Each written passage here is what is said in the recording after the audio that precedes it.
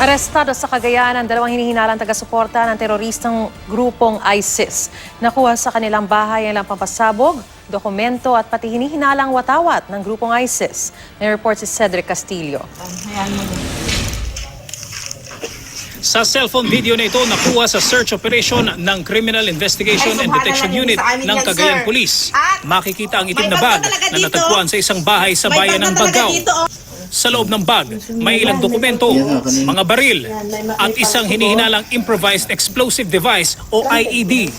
Habang inilalabas ang laman ng bag, may maririnig na boses na nagsasabing itinanim lamang di umano ang ebidensya. Planted talaga yan. Kapansin-pansin din na walang guwantes ang opisyal na naghahalughog sa lugar. Nang bulat-latin pa ang bag, natagpuan ang itim na telang ito na may puting imprenta. Kahalintulad daw nito ang watawat ng teroristang grupong ISIS. First time ito na outside the area of Mindanao. Apparently parang they're pledging support to the ISIS.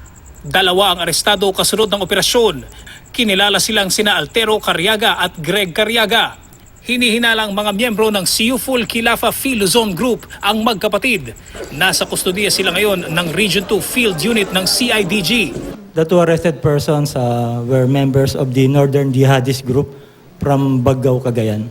They were arrested last March 28 during the implementation of 4 search warrants issued by Bagao MTC, which resulted to the arrest of the brothers Altero and Greg Carriaga.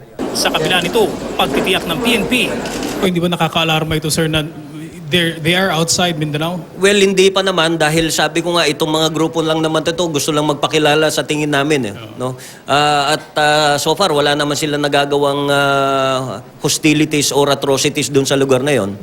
Inaalam pa ng mga otoridad kung may direktang link sa ISIS ang di umano'y Northern Luzon Jihadist Group.